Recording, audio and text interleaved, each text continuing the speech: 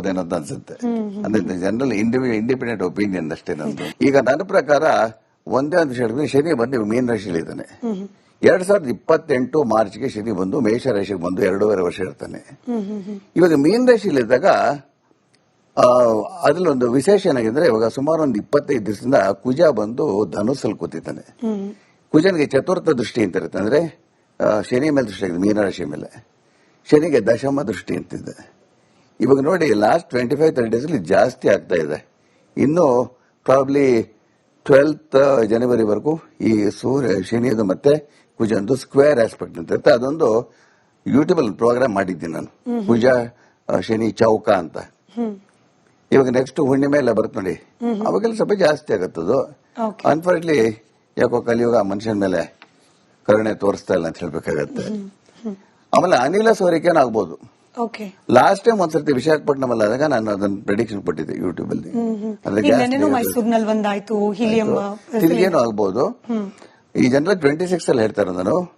ಆಮೇಲೆ ಈ ಮಿಥುನ ರಾಶಿಗೆ ನಾವು ದ್ವಿಸ್ವಭಾವ ರಾಶಿ ಅಂತೀವಿ, ವಾಯು ತತ್ವ ರಾಶಿ ಅಂತ ಹೇಳ್ತೀವಿ. ವಾಯು ಅಂದ್ರೆ ಏರ್, ದ್ವಿ ಅಂದ್ರೆ 2. ಮಿಥುನದ ಮೇಲೆ ಯಾವಾಗ ಕುಜನ್ ದೃಷ್ಟಿ ಬರುತ್ತೋ ಅಥವಾ ಶನಿ ದೃಷ್ಟಿ ಬರುತ್ತೋ ಅಥವಾ ರಾಹು ಕೇತುಗಳು ಸಂಚಾರ ಮಾಡ್ತಾರೋ ಏರ್ ಆಕ್ಸಿಡೆಂಟ್ಸ್ ಆಗುತ್ತೆ ಅಂತ. ಇವನ್ ಲಾಸ್ಟ್ ಆಗಸ್ಟ್ ಅಲ್ಲಿ, ಲಾಸ್ಟ್ ಏಪ್ರಿಲ್ ಅಲ್ಲಿ ಗುರು ಪಥ ಬದಲಾವಣೆ ಆಯ್ತು ನೋಡಿ. ಆವಾಗ ಹೇಳಿದ್ರೆ ಮಿಥುನದಲ್ಲಿ ಗುರು ಬಂದಾಗ ಅದು ವಾಯು ತತ್ವ ರಾಶಿ ಆಗುತ್ತೆ, ವೈಮಾನಿಕ ದುರಂತಗಳಾಗತ್ತೆ ಅಂತ ಹೇಳಿದ್ದೆ. ಅದಾಗಿದೆಯಮ್ಮ. ಈಗ್ಲೂ ಈ ವರ್ಷನೂ ವೈಮಾನಿಕ ಅಸಡ್ಡೆಗಳು ಪದೇ ಪದೇ ಪ್ರಯಾಣಿಕರ ಅನಾನುಕೂಲ ಉಂಟು ಮಾಡೋದು ಈ ರೀತಿಯಲ್ಲಿ ಆಗುವಂತ ಸಾಧ್ಯತೆಗಳಿದೆ. ಶುಕ್ರ ಚತುರ್ಥದಲ್ಲಿದ್ದು ಒಂದು ಕಡೆ ಭಾರತೀಯ ಚಿತ್ರರಂಗಕ್ಕೆ ಹೊಸ ದಾಖಲೆಗಳನ್ನ ಉಂಟು ಮಾಡಬಹುದು. ಇನ್ನೊಂದು ಕಡೆ ಶುಕ್ರನ ಮೇಲೆ ಕುಜನ್ ದೃಷ್ಟಿ ಇದೆ. ಶನಿಯ ಪ್ರಭಾವದಿಂದಾನು ಮತ್ತೆ ಸಿನಿಮಾ ರಂಗದಲ್ಲಿ ಒಂದು ಕಡೆ ಸ್ವಲ್ಪ ದುಃಖದ ವಾತಾವರಣ ಕೂಡ ಈ ವರ್ಷದಲ್ಲಿ ಉಂಟಾಗಬಹುದು. ಇನ್ನೊಂದು ಕಡೆ ಒಂದು ಪ್ರಭಾವಿ ನಟಿ ಅಥವಾ ನಟನ ದುರ್ವರ್ತನೆಯಿಂದ ಜನರ ಮನಸ್ಸಲ್ಲಿ ಬೇಸರ ಉಂಟಾಗುವಂತ ಸಾಧ್ಯತೆ ಇರುತ್ತೆ. ಗುರುಗಳೇ, ಇವಾಗ ನಾವ್ ಏನೇ ಮಾತನಾಡಿದ್ರು ಇಷ್ಟೋ ತನಕ ಜನರಿಗೆ ಬೇಕಾಗಿರೋದು ತಮ್ಮ ರಾಶಿಯ ಫಲ ಹೇಗಿರುತ್ತೆ 2026 ಅಂತ ಹೇಳಿ. ಹಾಗಾಗಿ ದ್ವಾದಶ ರಾಶಿಗಳದ್ದು ಕೂಡ ಫಲ ನಾವು ಒಂದ್ಸತಿ ಕ್ವಿಕ್ ಆಗಿ ಗ್ಲಾನ್ಸ್ ಮಾಡ್ತಾ ಹೋಗೋದಾದ್ರೆ, ಮೊದಲದಾಗಿ ಮೇಷರಾಶಿ ಬಹುಶಃ ಹೇಗಿರುತ್ತೆ 2026? ನೋಡಿ, ಮೇಷಕ್ಕೆ ರಾಶಿಯಾಧಿಪತಿ ಕುಜ 9ನೇ ಮನೆ ಧನುಸ್ ಅಂದ್ರೆ ಭಾಗ್ಯಸ್ಥಾನದಲ್ಲಿರೋದು. ಅದು ಮುನ್ನಡೆ ಹಾಗೂ ಏಳಿಗೆಗೆ ಬಹಳ ಒಳ್ಳೆಯದು. ಆದರೆ ಕುಜನ್ಗೆ ಅಷ್ಟಮಾಧಿಪತ್ಯ ದೋಷ ಅಂತ ಕೂಡ ಉಂಟಾಗುತ್ತೆ. ಕುಜನ ಮೇಲೆ ಶನಿ ದೃಷ್ಟಿ ಬೇರೆ ಇದೆ. ದೈಹಿಕವಾಗಿ ಮೇಷರಾಶಿಯರಿಗೆ ಕೆಲಸಗಳಲ್ಲಿ ಬಹಳ ಫಿಸಿಕಲ್ ಸ್ಟ್ರೆಸ್ ಅಂತೀವಲ್ಲ, ಒತ್ತಡಗಳು ಜಾಸ್ತಿ ಆಗ್ತಾ ಬರುತ್ತೆ. ತಂದೆ ಯೋಗಕ್ಷೇಮಕ್ಕೆ ಒಳ್ಳೇದಲ್ಲ.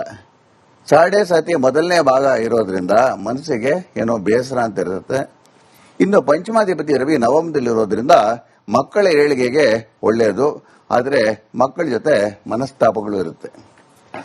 ಸಪ್ತಮಾಧಿಪತಿ ಶುಕ್ರನ ಮೇಲೆ ಶನಿಯ ದಶಮ ದೃಷ್ಟಿ ಇರೋದ್ರಿಂದ ದಾಂಪತ್ಯಕ್ಕೆ ಅಷ್ಟು ಶುಭ ಅಲ್ಲ, ಅಂದ್ರೆ ದಾಂಪತ್ಯ ಸಮಾಧಾನಕ್ಕೆ. ಆದರೆ ದಂಪತಿಗಳಲ್ಲಿ ಕೆಲಸದ ವಿಷಯಗಳಲ್ಲಿ ಬಹಳ ಅಸಮಾಧಾನ ಉಂಟಾಗುತ್ತೆ. ಯಾವ ರೀತಿಯಲ್ಲಿ ಅಂದ್ರೆ, ಒಂದು ಎಕ್ಸಾಂಪಲ್ ಹೇಳಬೇಕು ಅಂದ್ರೆ, ಗಂಡ ಹೆಂಡತಿ ಇಬ್ರು ಕೆಲಸಕ್ಕೆ ಹೋಗ್ತಾ ಇರ್ತಾರೆ. ಇದು ಹೆಂಗ ಬರುತ್ತೆ ಅಂದ್ರೆ, ಗಂಡ ಹೆಂಡತಿಗೆ ಕೆಲಸ ಬಿಟ್ಬಿಡು ಅಂತ ಹೇಳೋದು, ಬರೀ ಮನೆಯಲ್ಲಿ ಅಪ್ಪ ಅಮ್ಮ ನೋಡ್ಕೊಂಡ್ರು, ಅಡಿಗೆ ಮಾಡ್ಕೊಂಡ್ರು ಅಂತ ಹಿಂಗೆ ಹೇಳೋದು, ಬಲವಂತ. ಮೇಷರಾಶಿ ಹೆಂಡತಿ ಇದ್ರೆ ಅಥವಾ ಹೆಂಡತಿ ಗಂಡನಿಗೆ ನೀವು ಕೆಲಸ ಬಿಟ್ಬಿಡಿ, ನೀವು ಮನೆಯಲ್ಲೆಲ್ಲ ನೋಡ್ಕೊಳ್ಳಿ, ನಾನು ಕೆಲಸಕ್ಕೆ ಹೋಗಿ ಬರ್ತೀನಿ ಅಂತ ಹೇಳೋದು. ಇಂಥ ವಿಷಯಗಳಿಗೆ ವಾದ ವಿವಾದಗಳು ಉಂಟಾಗಿ ಮನಃಶಾಂತಿ ಬಹಳ ದೂರ ಆಗಬಹುದು. ತೃತೀಯ ಷಷ್ಠ್ಯಾಧಿಪತಿ ಬುಧ ಕೂಡ ಧನಸ್ಸಲ್ಲಿದ್ರೆ ಸ್ವಲ್ಪ ಕಾನೂನು ಸಮಸ್ಯೆಗಳು ಕೂಡ ಎದುರಾಗಬಹುದು. ಚತುರ್ಥಾಧಿಪತಿ ಚಂದ್ರ ಉಚ್ಚನಾಗಿ ದ್ವಿತೀಯದಲ್ಲಿರೋದ್ರಿಂದ ಮೇಷರಾಶಿಯವರ ತಾಯಂದ್ರಿಗೆ ಅನಿರೀಕ್ಷಿತ ಧನಲಾಭ ಉಂಟಾಗಬಹುದು. ಆದರೆ ತಂದೆ ಆರೋಗ್ಯಕ್ಕೆ ಸಮಸ್ಯೆಗಳು ಹೆಚ್ಚಾಗಬಹುದು. ತೃತೀಯದಲ್ಲಿ ವಕ್ರ ಗುರು ಇರೋದ್ರಿಂದ ಒಡ ಹುಟ್ಟಿದವರಿಂದ ವಿದ್ಯಾಭ್ಯಾಸಕ್ಕೆ ಮೇಷರಾಶಿಯವರಿಗೆ ಧನ ಸಹಾಯ ಅನಿರೀಕ್ಷಿತವಾಗುತ್ತೆ. ತಮ್ಮನ ಎಜುಕೇಶನ್ಗೆ ಅಂತ ಅಣ್ಣನವರು ಹೆಲ್ಪ್ ಮಾಡಬಹುದು. ಈ ರೀತಿಯಲ್ಲಿ ಬಲವಂತ ಮಾಡಿ ಅಂತಲ್ಲ, ಅನಿರೀಕ್ಷಿತವಾಗಿ ಆಗಬಹುದು, ಅವರೇ ಮುಂದೆ ಬಂದು. ಪಂಚಮದಲ್ಲಿ ಕೇತು ಇರೋದ್ರಿಂದ ಈ ರಾಶಿಯ ಗರ್ಭಿಣಿಯರು ಹೆಚ್ಚಿನ ಜಾಗ್ರತೆ ವಹಿಸಬೇಕಾಗುತ್ತೆ.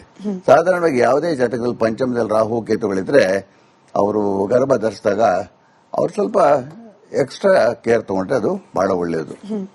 ಇದಕ್ಕೆ ಪರಿಹಾರ ಅಂತ ತಗೊಂಡಾಗ ನಾವು ಪಂಚಮ ಅಂದ್ರೆ ಪೂರ್ವ ಪುಣ್ಯಸ್ಥಾನ ರವಿ ಶನಿ ದೃಷ್ಟಿಗೆ ಈಡಾಗಿರೋದ್ರಿಂದ ಸ್ವಲ್ಪ ಮಟ್ಟಿಗೆ ಹೃದ್ರೋಗಿಗಳು ಹೆಚ್ಚಿನ ಜಾಗ್ರತೆ ವಹಿಸಬೇಕಾಗತ್ತೆ. ಯಾವಾಗ ನೋಡಿ ಸೂರ್ಯನ್ಗೆ ಹೃದ್ರೋಗ ಮಮ ಸೂರ್ಯ ಅಂತ ಹೇಳ್ತೀವಿ. ಯಾವುದೇ ಜಾತಕದಲ್ಲಿ ಸೂರ್ಯನಿಗೂ ಕೇತುಗೂ 1 or 2 degrees ಡಿಫರೆನ್ಸ್ ಒಂದೇ ರಾಶಿ ಇಳಿದ್ರೆ 90% ಕೇಸಸ್ ಅಲ್ಲಿ ಆರ್ಟೇರಿಯಲ್ ಸಿಸ್ಟಮ್ ಆಫ್ ದ ಹಾರ್ಟ್ ಅಲ್ಲಿ ಬ್ಲಡ್ ಸರಿಯಾಗಿ ಫ್ಲೋ ಆಗಲ್ಲ. ಸೊ ಅಂತವ್ರಿಗೆ ನಾವು ಸ್ವಲ್ಪ ಕೊಲೆಸ್ಟ್ರಾಲ್ ಚೆಕ್ ಮಾಡಿಸ್ಕೊಳ್ಳಿ, ಡಾಕ್ಟರ್ ತೋರಿಸ್ಕೊಳ್ಳಿ ಸಜೆಸ್ಟ್ ಮಾಡಕ್ ಹೋಗ್ತೀವಿ. ಅನುಕೂಲ ಅಥವಾ ಅಭ್ಯಾಸ ಇದ್ರೆ ದಿನನಿತ್ಯ ಬೆಳಗ್ಗೆ ಕನಿಷ್ಠ 3 ತಿಂಗಳ ಕಾಲ ಆದಿತ್ಯ ಹೃದಯ ಪಾರಾಯಣ ಉತ್ತರ ಅಥವಾ ಪೂರ್ವಾಭಿಮುಖ ಮಾಡಿದ್ರೆ ಆ ಸೌಂಡ್ ವೈಬ್ರೇಷನ್ಸ್ ನ ಹೆಲ್ಪ್ ಆಗಬಹುದು. ಅನುಕೂಲ ಇದ್ರೆ ತಾತ್ಕಾಲಿಕವಾಗಿ 3 ತಿಂಗಳವರೆಗೂ ಬೆಳ್ಳಿ ಅಥವಾ ಚಿನ್ನದ ಉಂಗುರದಲ್ಲಿ ಉಂಗುರದ ಬೆರಳಿಗೆ ಒಂದು ಸಣ್ಣ ಮಾಣಿಕ್ಯ ಅಂದ್ರೆ ರೂಬಿ ಅಂತ ಬರುತ್ತಲ್ಲ ಆ ಹರಳನ್ನು ಧರಿಸ್ಕೊಂಡ್ರೆ ಅದು ಒಳ್ಳೇದು. ಈ ಉಂಗುರದ ಬೆರಳು ಅಂದ ತಕ್ಷಣ ಬಲನ ಎಡನೂ ಸಂದೇಹ ಬಂದ್ಬಿಡುತ್ತೆ. ಅದು ಸ್ತ್ರೀಯರಿಗೆ ಎಡ, ಪುರುಷರಿಗೆ ಬಲ. ಇದು ಭಾನುವಾರ ಬೆಳಗ್ಗೆ ಮಾಡ್ಕೊಂಡ್ರೆ ಒಳ್ಳೇದು. ಕೆಲವರು ಕೇಳ್ತಾರೆ ಅಲ್ಲ ಗುರುಳೆ ಇದೆಲ್ಲ ಸಿಕ್ಕಾಪಟ್ಟೆ ಕಾಸ್ಟ್ಲಿ ಆಗುತ್ತಲ್ಲ ಹಿಂಗೆ ಅಂತ. ಅದಕ್ಕೆ ಅನುಕೂಲ ಇದ್ದವ್ರಿಗೆ ಅಂತ ಹೇಳಿದ್ದೀನಿ ನಾನು. ಪುರುಷರು ಬಲಗೈಗೆ, ಸ್ತ್ರೀಯರು ಎಡಗೈಗೆ. ಆದಿತ್ಯ ಹೃದಯ ಪಾರಾಯಣ ಮಾಡಕ್ ಆಗಿಲ್ಲ ಅಂದ್ರೆ ಈ ಸೂರ್ಯ ಗಾಯತ್ರಿ ಮಂತ್ರವನ್ನ, ಇವಾಗ ನಾನು ಹೇಳೋ ಮಂತ್ರವನ್ನ ದಿನನಿತ್ಯ ಬೆಳಿಗ್ಗೆ ಪೂರ್ವಾಭಿಮುಖ 24 ಬಾರಿ ಜಪಿಸಿದ್ರೆ ಅದು ಬಹಳ ಒಳ್ಳೆಯದು. ನಾನು ಯಾವಾಗಲೂ ಮಂತ್ರಗಳಿಗೆ ಬಹಳ ಆದ್ಯತೆ ಕೊಡ್ತೀನಿ. ಕೃಷ್ಣನ ಭಗವದ್ಗೀತೆ ಹೇಳ್ತಾನೆ ಯಜ್ಞಾನಾಂ ಜಪ ಯಜ್ಞೋಸ್ಮಿ ಅಂತ. ಏನೇ ಸಮಸ್ಯೆಗಳಿದ್ರು ಯೋಗ, ಪ್ರಾಣಾಯಾಮ, ಧ್ಯಾನ, ಎಕ್ಸರ್ಸೈಸು, ಒಳ್ಳೆತನ, ಸ್ವಲ್ಪ ಮಂತ್ರಗಳು ಮಾಡ್ಕೊಂಡ್ರೆ ನಾವು ಚೆನ್ನಾಗಿರ್ತೀವಿ. ಸೊ ಈ ಮಂತ್ರ ಯಾವ್ದು ಬರುತ್ತೆ ಅಂದ್ರೆ ಓಂ ಆದಿತ್ಯಾಯ ವಿದ್ಮಹೆ ಸಹಸ್ರ ಕಿರಣಾಯ ಧೀಮಹಿ ತನ್ನೋ ಸೂರ್ಯ ಪ್ರಚೋದಯಾತ್ ಅಂತ ಬರುತ್ತೆ. ಇಷ್ಟು ಮೇಷರಾಶಿಯ ಫಲಾಫಲಗಳು. ಇನ್ನು ಮುಂದಿನ ರಾಶಿ ವೃಷಭ. ವೃಷಭಕ್ಕೆ ರಾಶಿಯಲ್ಲಿ ತೃತೀಯಾಧಿಪತಿ ಉಚ್ಚ ಚಂದ್ರ ಇದೆ, ಎಕ್ಸಾಲ್ಟೆಡ್ ಮೂನ್ ಅಂತೀವಿ. ಇದರಿಂದ ಮಕ್ಕಳಿಗೆ ಸಿಬ್ಲಿಂಗ್ಸ್ ಅಂದ್ರೆ ತಮ್ಮ ಅಥವಾ ತಂಗಿ ಲಭ್ಯ ಆಗುತ್ತೆ. ಅಂದ್ರೆ ಈ ರಾಶಿಯ 10 ವರ್ಷದ ಒಳಗಿನ ಮಕ್ಕಳಿಗೆ ಸಹೋದರ ಅಥವಾ ಸಹೋದರಿ ಲಭ್ಯ ಆಗಬಹುದು. ಲಾಭಸ್ಥಾನಾಧಿಪತಿ ಗುರು ವಕ್ರನಾಗಿದ್ರೆ ಹಣಕಾಸಿನ ವಿಷಯಕ್ಕೆ ಅದು ಒಳ್ಳೆಯದೇ. ಹಾಗೇನೆ ನೌಕರಿ ಅಥವಾ ಉದ್ಯಮದಲ್ಲಿ ಏಳಿಗೆ ಉಂಟಾಗಬಹುದು. ಚತುರ್ಥದಲ್ಲಿ ಕೇತು ಇರೋದ್ರಿಂದ ಚತುರ್ಥಕ್ಕೆ ನಾವು ಮಾತೃಸ್ಥಾನ ಅಂತ ಹೇಳ್ತೀವಿ. ತಾಯಿಯ ಯೋಗಕ್ಷೇಮಕ್ಕೆ ಅಷ್ಟು ಒಳ್ಳೆಯದಲ್ಲ. ಹಾಗೆಯೇ ಚತುರ್ಥಾಧಿಪತಿ ರವಿ ಅಷ್ಟಮದಲ್ಲಿರೋದ್ರಿಂದ ತಂದೆ ಯೋಗಕ್ಷೇಮಕ್ಕೂ ಅಷ್ಟು ಒಳ್ಳೆಯದಲ್ಲ. ಇನ್ನು ಸಪ್ತಮಾಧಿಪತಿ ಕುಜ ಅಷ್ಟಮದಲ್ಲಿ ಇರೋದ್ರಿಂದ ಪತಿ ಅಥವಾ ಪತ್ನಿ ಯೋಗಕ್ಷೇಮಕ್ಕೂ ಒಳ್ಳೆಯದಲ್ಲ. ಅಂದ್ರೆ ಮನೆಯಲ್ಲಿ ಒಂಥರ ವಾತಾವರಣ ಸ್ವಲ್ಪ ಡಲ್ ಆಗಿರುತ್ತೆ ಅಂತ. ಹಾಗೇನೆ ರಾಶಿಯಾಧಿಪತಿ ಶುಕ್ರನು ಅಷ್ಟಮದಲ್ಲಿರೋದ್ರಿಂದ ವೃಷಭ ರಾಶಿಯವರ ಆರೋಗ್ಯದಲ್ಲೂ ಕೂಡ ಏರುಪೇರುಗಳು ಉಂಟಾಗಬಹುದು. ಮನೆ ಮಂದಿ ಎಲ್ಲ ಜಾಗೃತರಾಗಿರ್ಬೇಕು. ಸ್ವಲ್ಪ ಆರೋಗ್ಯ ಸಂಬಂಧಪಟ್ಟಂತೆ ಒಂದ್ಸತಿ ನೋಡಿ ಗುಂಪಾಗಿ ಬಂದ್ಬಿಡುತ್ತಲ್ಲ, ಅಲರ್ಜೀಸ್, ಇನ್ಫೆಕ್ಷನ್ಸ್ ಆ ರೀತಿಯಲ್ಲಿ. ದ್ವಿತೀಯ ಪಂಚಮಾಧಿಪತಿ ಬುಧ ಅಷ್ಟಮದಲ್ಲಿದ್ರೆ ಹೂಡಿಕೆಯಲ್ಲಿ ಅಂದ್ರೆ ಇನ್ವೆಸ್ಟ್ಮೆಂಟ್ಸ್ ಇಂದ ನಷ್ಟ ಉಂಟಾಗುವಂತ ಸಾಧ್ಯತೆ ಇರುತ್ತೆ. ಶೇರ್ ಮಾರ್ಕೆಟ್ ಎಲ್ಲ ದೂರ ಇಟ್ಟಿರಬೇಕು. ಶೇರ್ ಮಾರ್ಕೆಟ್ ಟ್ರೇಡಿಂಗ್ ಅಲ್ಲಿ ಬಹಳ ನಷ್ಟಗಳನ್ನ ಎದುರಿಸಬೇಕಾಗಬಹುದು. 10ನೇ ಮನೆ ಅಂದ್ರೆ ಕರ್ಮಸ್ಥಾನದಲ್ಲಿ ರಾಹು ಇದ್ರೆ ಉದ್ಯಮಿಗಳಿಗೆ ಒಳ್ಳೆಯದು. ಯಾವ ಉದ್ಯಮಿಗಳಿಗೆ? ಲಿಕ್ಕರ್ ಮರ್ಚೆಂಟ್ಸ್, ಹಾರ್ಸ್ ರೇಸಿಂಗು ಇಂಥ